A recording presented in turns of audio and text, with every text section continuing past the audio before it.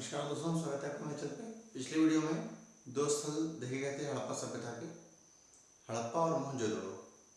तो हड़प्पा और मोहनजोदड़ो के बाद जिस क्रम में स्थल खोजे गए उनके विषय में इस वीडियो में अध्ययन करना है।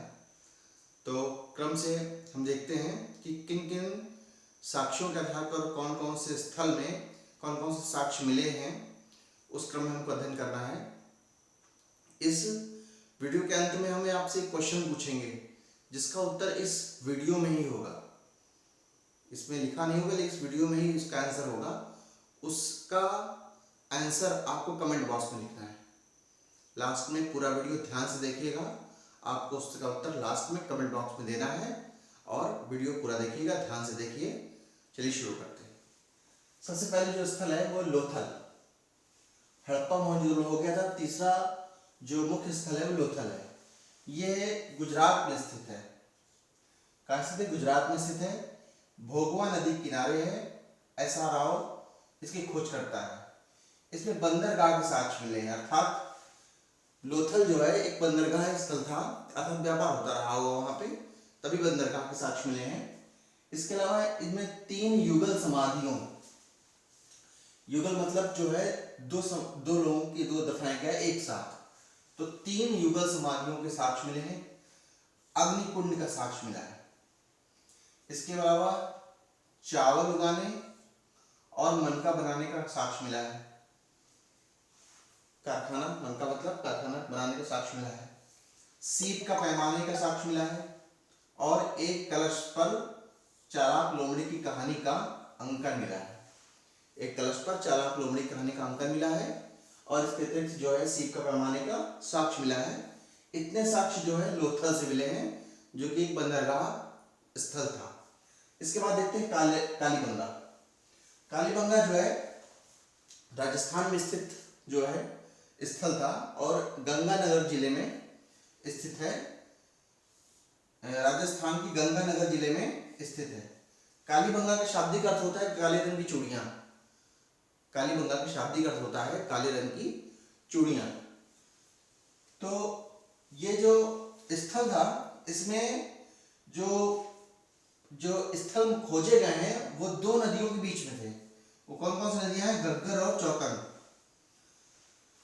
गग्गर का पुराना नाम सरस्वती नदी है। चौतन का पुराना नाम जो है वो दृष्टति नदी है। दृष्टति नदी है और वर्तमान नाम इसका गग्गर है और चौतन है। इसकी खोज करता अमलान घोष, बीबी लाल और वी.के. थापर थे। इन 3 लोगों ने की है, अमलान घोष, बीबी लाल और वी.के. थापर। ऊंट की हड्डी, लकड़ी की जल निकास प्रणाली के साक्ष्य मिले हैं। इसके अतिरिक्त जुते हुए खेत के साक्ष्य मिले हैं। अलंकृत फर्श के साक्ष्य मिले हैं। यज्ञ कुंड के साक्ष्य मिले हैं। युगल समाधि के साक्ष्य मिले हैं। इतने साक्ष्य यहाँ मिले हैं। जुते हुए खेत, मुख्य रूप से पूछा जाता है कि जुते हुए खेत के साक्ष्य कहाँ मिले हैं, तो जुते हुए खेत के साक्ष्य मिले हैं कालीबंगा में। अलंकृत फर्श, यज्ञ कुंड और युगल समाधि के साक्ष्य भी कालीबंगा से मिले हैं। इसके बाद देखते हैं, नेक्स्ट है रंगपुर। रंगपुर जो है वो गुजरात में स्थित है। भादर नदी के किनारे स्थित है। धान की भूसी के साक्ष्य मिले हैं और यह उत्तर हड़प्पाई स्थल, हमने पहले पढ़ा है पूर्व हड़प्पा और विकसित हड़प्पा और उत्तर हड़प्पा। तो ये उत्तर हड़प्पाई स्थल है जो कि विकसित हड़प्पा के बाद का समय आता है। इसके बाद है दायमाबाद। दायमाबाद कहाँ है? महाराष्ट्र में स्थित है। प्रवरा नदी किनारे है।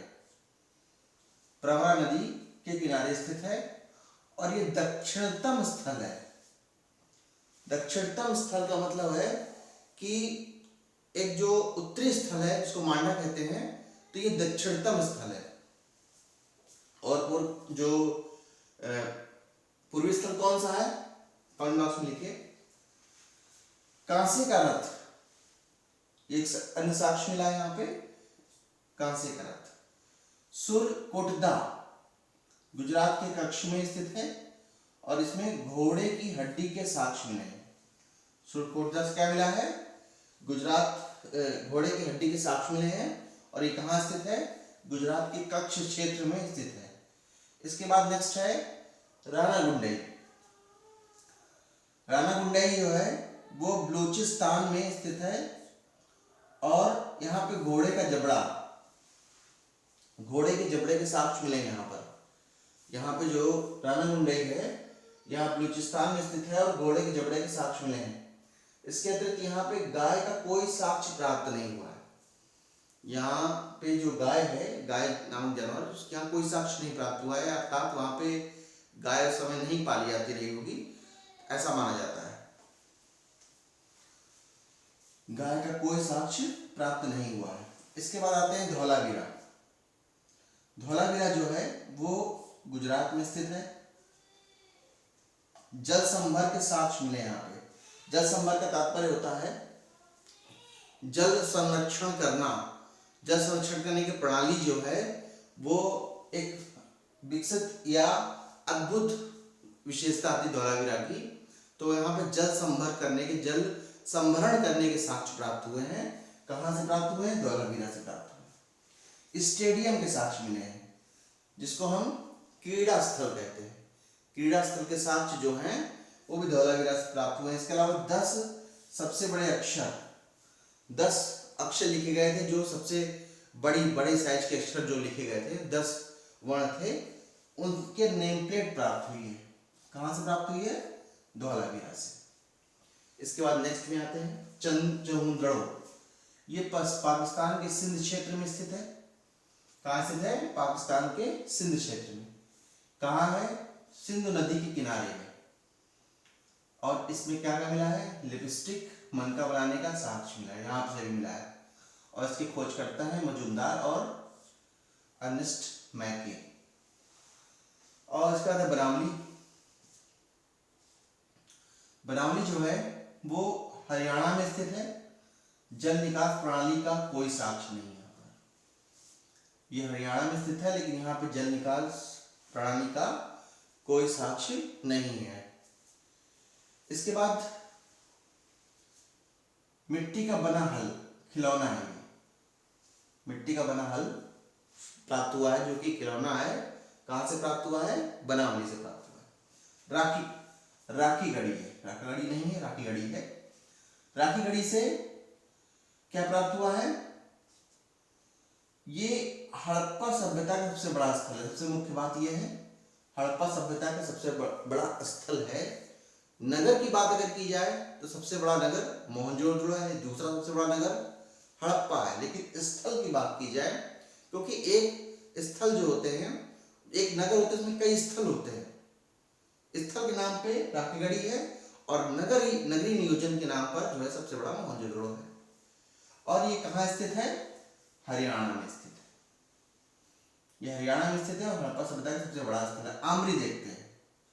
आमरी है पाकिस्तान के सिंध क्षेत्र में स्थित है। बारासिंगा के साक्ष्य है यहाँ मिले हैं। पाकिस्तान के सिंध क्षेत्र जो है पाकिस्तान में, वहां पे आमरी नामक स्थल प्राप्त हुआ है और यहाँ बारासिंगा, जिसको स्टैग कहते हैं, उसके साक्ष्य प्राप्त हुए। इसके बाद एक कुरान, ये हरियाणा में स्थित है। चांदी के मुकुट के साक्ष्य प्राप्त हुए। ठीक है, तो ये स्थल जो है कंप्लीट हो गए। अब बात करते हैं अन्य विशेषताओं की, जैसे मोहरे। हड़प्पा की मोहरे जो है सेलखड़ी से बनी हुई थी। सेलखड़ी से निर्मित जो है वर्गाकार मोहरे प्राप्त हुई थी, जो कि सर्वाधिक प्रयुक्त हुई है। अन्य मोहरे भी प्राप्त हुई हैं, लेकिन सबसे अधिक प्रयुक्त मोहरे जो थी वो सेलखड़ी से बनी वर्गाकार मोहरे प्राप्त हुई हैं। अर्थात ये माना जाता रहा है कि वर्गाकार मोहरे जो थी सेलखड़ी से निर्मित, ये सर्वाधिक प्रयोग में लाई गई होंगी, इसीलिए अधिक मात्रा में ये मिली है। इसके बाद लिपि जो थी वो भावचित्रात्मक लिपि थी। इसको पिक्टोग्राफिक लिपि भी कहते हैं। पिक्टोग्राफिक लिपि में क्या होता है कि जो लेख होता है वो उसमें चित्र के माध्यम से दर्शाया जाता है, और इसकी जो पद्धति होती है वो गोमुद्रिका पद्धति होती है। इसका क्या तात्पर्य है? गोमुद्रिका पद्धति में यह होता है कि अगर एक लाइन से ज्यादा लिखना होता है तो उसको जहां समाप्त होता है वहीं से फिर शुरू कर देते हैं, फिर जहां समाप्त होता है फिर ऐसे शुरू कर देते हैं, इस तरह से। तो ये कुछ इस डिजाइन का बन जाता है, तो इसको हम गोमुद्रिका पद्धति कहते हैं। अब वो बात आती है, देखते हैं हड़प्पाइयों के आयात। हड़प्पाई जो व्यापार करते थे वो कहां कहां से चीजें आयात करते थे, ये देखते हैं। आयातित सामान और स्थान। टिन का आयात होता था अफगानिस्तान ईरान से, चांदी का अफगानिस्तान ईरान से, लाजवर्द बदख्शा अफगानिस्तान से, सोना अफगानिस्तान ईरान और दक्षिण भारत, साउथ इंडिया लिखा है, दक्षिण भारत से, शिलाजीत का होता था हिमालयी क्षेत्र से। तो ये आयात था। अभी आपको थोड़ा इसमें और रह गया है बाकी।